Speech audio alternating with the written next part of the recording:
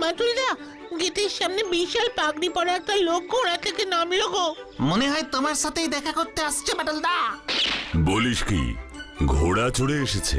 শুধু তাই নয়, হাতে একটা লম্বা লাঠিও আছে। এই বিদঘুটে রকমের দেখতে গো। তোমার কোনো পুরনো শত্রু নয় তো? পাগড়িটা দেখেই তো ভয় লেগে গেল। একবার বেরিয়ে গিয়ে দেখবে নাকি? এই তো বললি আমার কাছেই আসছে, তবে আর বাইরে যাওয়ার কি আছে? লোকটাকে আসতে দে আগে। না মানে যদি কোনো ডাকাত সর্দার হয়। সকাল সকাল বাজে বকিস না তো। আসতে পারি? কেমন যেন চেনা চেনা ঠেকছে। আরে সাতমার যে। চিনতে পেরেছো তবে? আমি তো ভাবলাম। আরে বন্ধু, তোমায় ভুলি কিভাবে? সাতমার পালোয়ানকে বাঁটুল কোনোদিনই ভুলবে না। আরে বসো বসো, দীর্ঘ 10 বছর পর দেখা। কি খাবে আগে বলো? অত ব্যস্ত হয়েও না বাটুলদা, খাওয়া দাওয়া পরে হবে। তুমিও বসো, জরুরি কথা আছে। কি দেখছিস? এটা কোনো ডাকাত সর্দারের পাগড়ি নয়। এরকম পাগড়ি এ দুনিয়ায় শুধু সাতমার পালোয়ানেরই আছে, বুঝলি? ডাকাত সর্দার ভেবেছিল নাকি ওরা আমায়? আর বলো কেন, তোমার ঘোড়া, পাগড়ি, লাঠি দেখে ভয় পেয়ে গিয়েছিল বাচ্চা দুটো। তাই তখন ওভাবে দৌড় দিল। বেচ্চু বাচ্চু, তোদের সাথে আলাপ করিয়ে দি। ইনি হলেন আমার খুব পুরনো এবং কাছের বন্ধু সাতমার পালোয়ান। সে অনেক কথা। কি সাতমার, বলবো নাকি? বলো না বাটুলদা। আবার সব পুরনো কথা? আমরাও শুনতে চাই বাটুলদা। তবে শোন, সাতমারের আসল নাম কানাই। সে তখনও পালোয়ান হয়নি। সে ছিল তখন।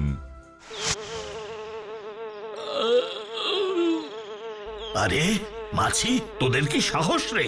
সবে একটু ঘুম এসেছে কি আসেনি, অমনি হাড়ি পাড়াতে লেগেছিস। দাঁড়া, মজা দেখাচ্ছি। দেখি কতগুলো মাছি মারলাম। 1 2 3 7। বাবা, এক গায়ে 7টা। কি হে কানাই, চললে কোথায়? শোনো, এখন থেকে আমাকে আর কানাই বলে ডাকবে না, জানো?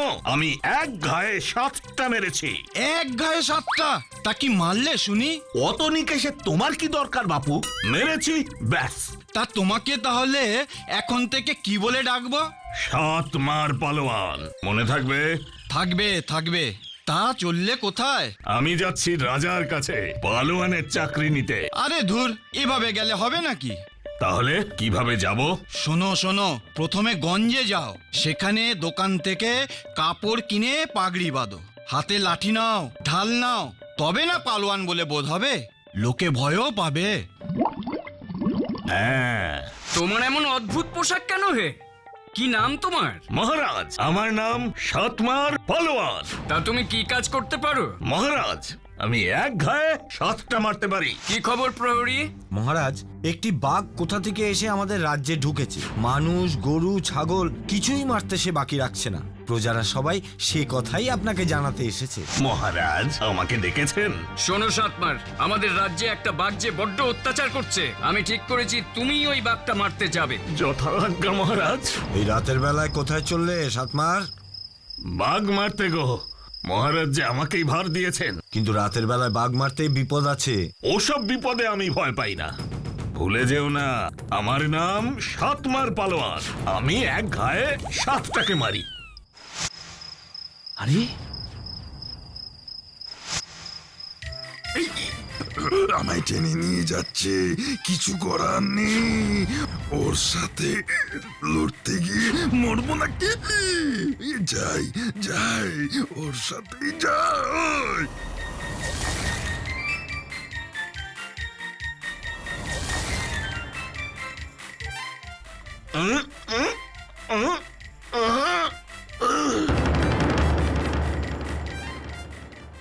সবই তো বুঝলাম, কিন্তু বাঘটাকে তুমি মারলে না কেন?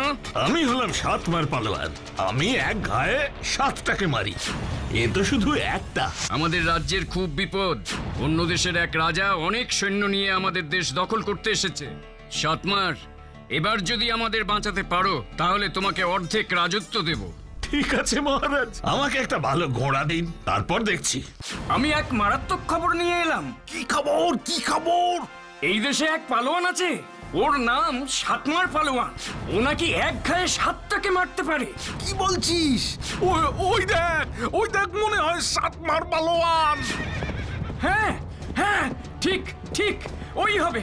ওই তো বিশাল পাগড়ি। পালাও পালাও পালাও পালাও পালাও। বাটুলদা ছাড়ো এখন সেসব কথা। আমি এখন যে সমস্যায় পড়েছি সেটাই বলছি। তুমি তো জানোই বাটুলদা, ময়নাগুড়ি তার সোনার খনির জন্যই মূলত বিখ্যাত। তা এতদিন সব ভালোই কাটছিল, কিন্তু 7 দিন আগে পারস্য থেকে এক সুলতান তার সৈন্য নিয়ে ময়নাগুড়ি লুট করতে এসেছে। পারস্য থেকে এসেছে মানে জাহাজে চেপে এসেছে, তাই তো? ঠিক তাই, এবং রাজ্যের দক্ষিণ প্রান্তে তাঁবু ফেলেছে।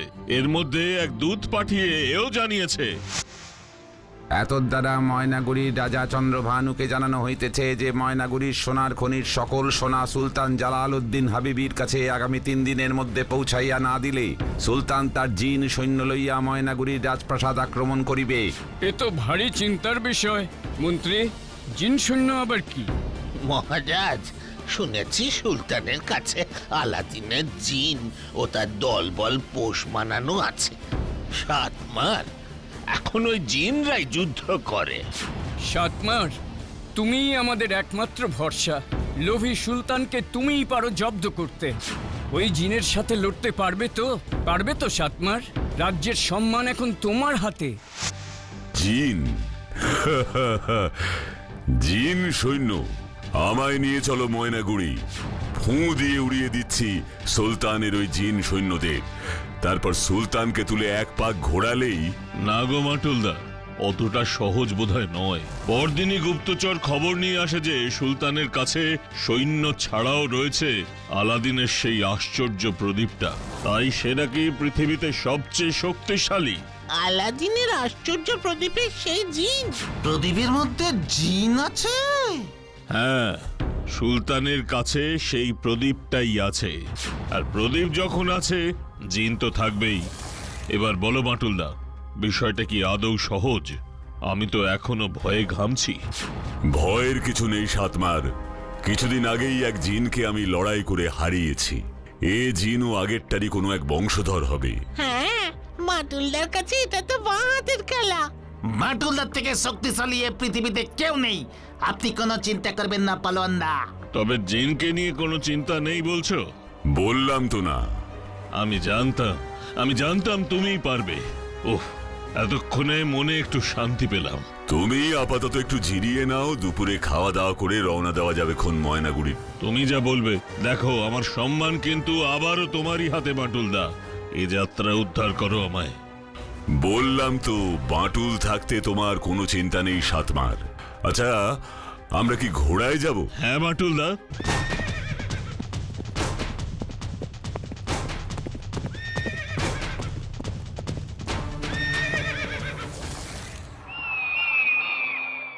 ইলাহি ব্লেস।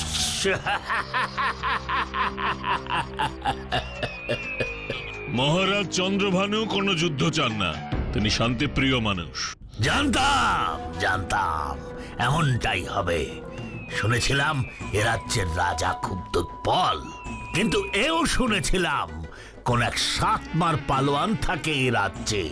সে নাকি খুব শক্তিশালী। সেও কি ভয় পেয়ে পালালো নাকি?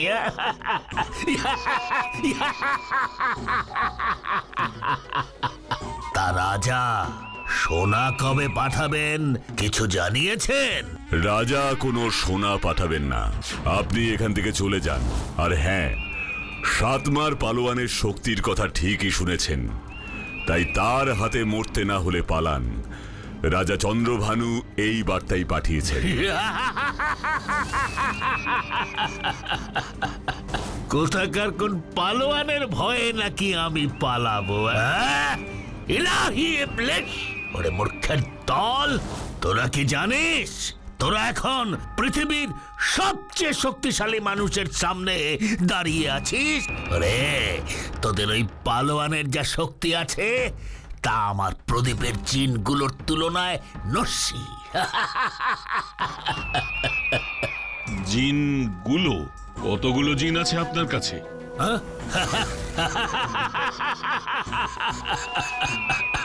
ওরে, শুনেই তো দেখছি মুখখানা একেবারে শুকিয়ে গেছে। আরে কোথায় প্রদীপ? মুখের কথা আমি বিশ্বাস করি না। ইলাহি ইবলিস, বিশ্বাস করিস না?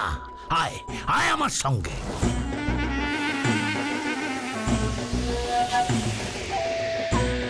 ইলাহি ইবলিস, বিশ্বাস হলো?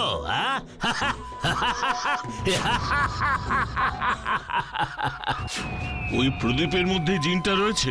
জিনটা?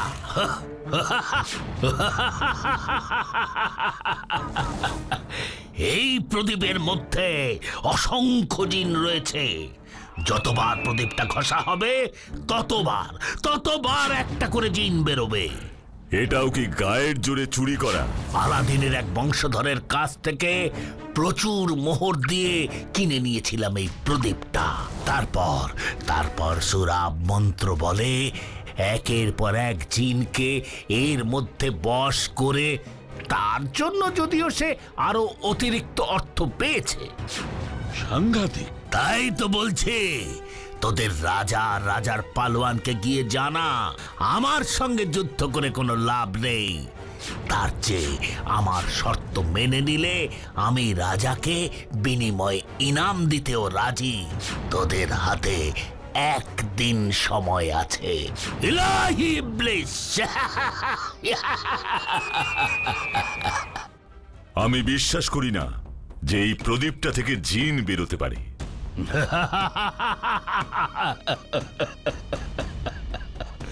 তাই বুঝি? হ্যাঁ, শোন তোরা, জিন শুধু বেরোবেই না, যতবার ঘষবো ততগুলো জিন বের হবে। তাই বুঝি? কেন মিছিমিছি আমাদের ভয় দেখাচ্ছেন সুলতান?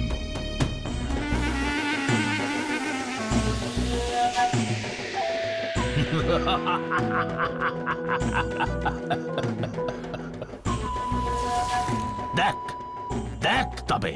ইলাহি ইবলিস।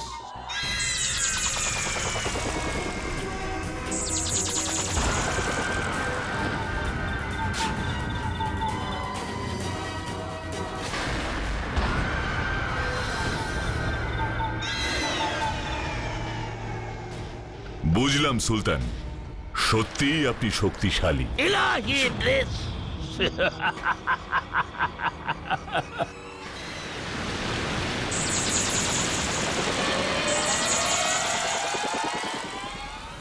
কি বুঝলে বাটুলদা? বলেছিলাম না ব্যাপারটা অত সহজ নয়। আচ্ছা, তুমি তো একটা জিনের সঙ্গে লড়াই করেছিলে।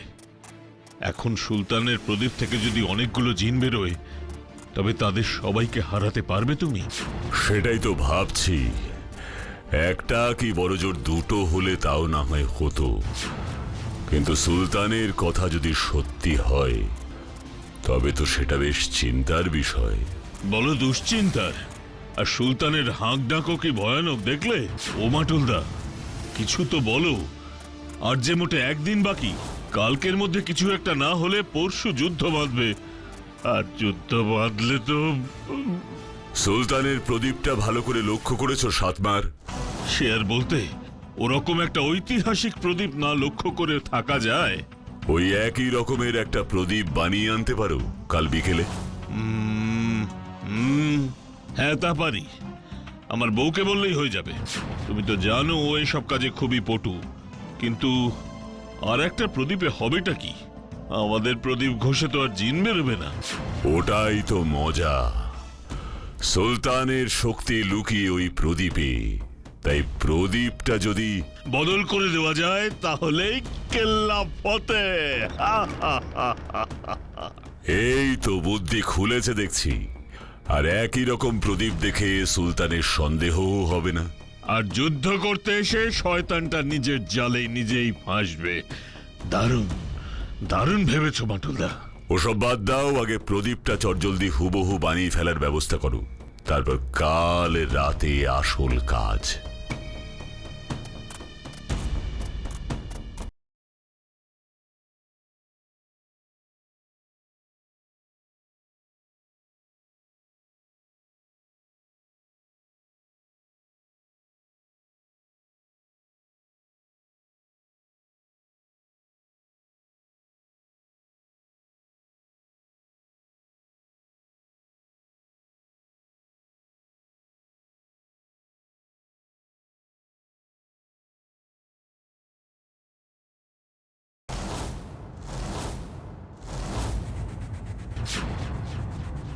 বাটুলদা, সুলতানের তো নাক ডাকছে গো।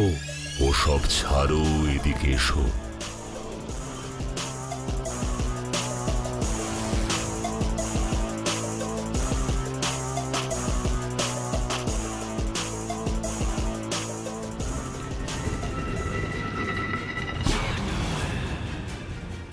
দাও দাও এবার তোমার প্রদীপটা। একরকমই দেখতে হয়েছে, তাই না বাটুলদা? একদম ঠিক আছে। নাও, আসলটা ধরো। দাও। সাবধানে।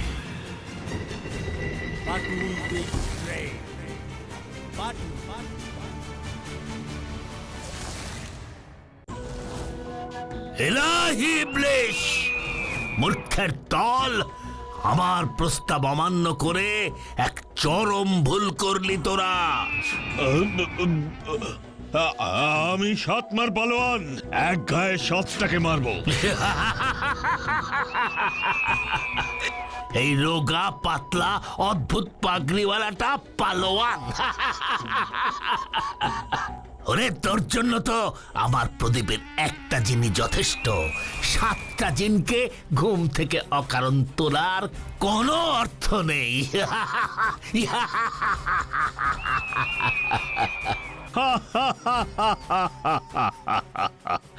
তোর প্রদীপের সবকটা জিনের জন্যে আমার এই পাগড়িটাই যথেষ্ট। আমার তো কোনো প্রয়োজনই নেই। কি?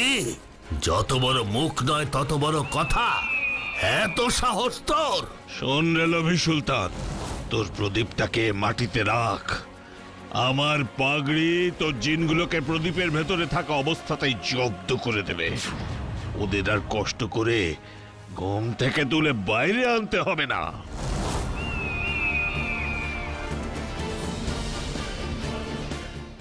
এলাহি ইবলিশ,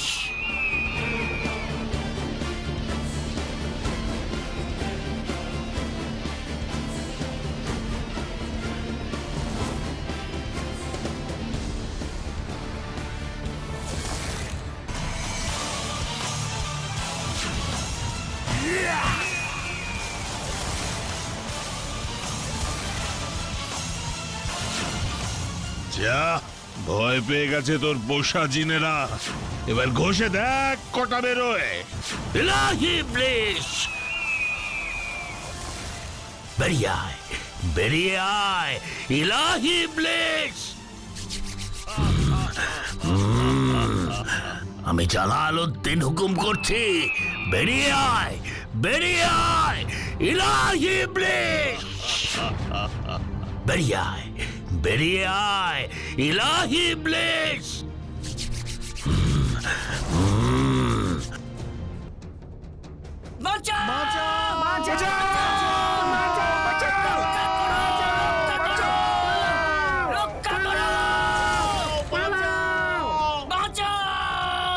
এলাহি ইবলিশ, ওরে আমায় ছেড়ে কোথায় পালাচ্ছিস মূর্খের দল?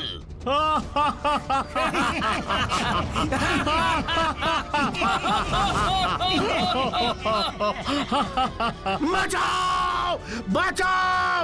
ওরে মূর্খের দল, আমায় ছেড়ে যাস না, আমি তোদের সুলতান। বাঁচাও! পাটুল পাটুল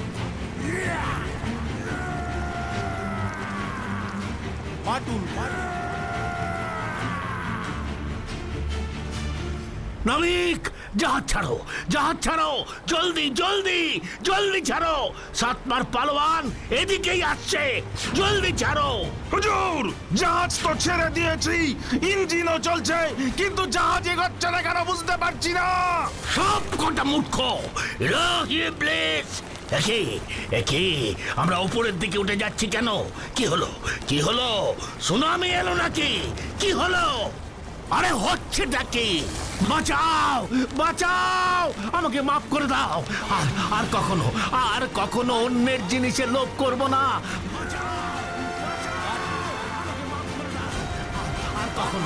আর কখনো অন্যের জিনিসে লোভ করব না। বাঁচাও, আমাকে বাঁচাও, বাঁচাও। লোভে পাপ আর পাপে মৃত্যু।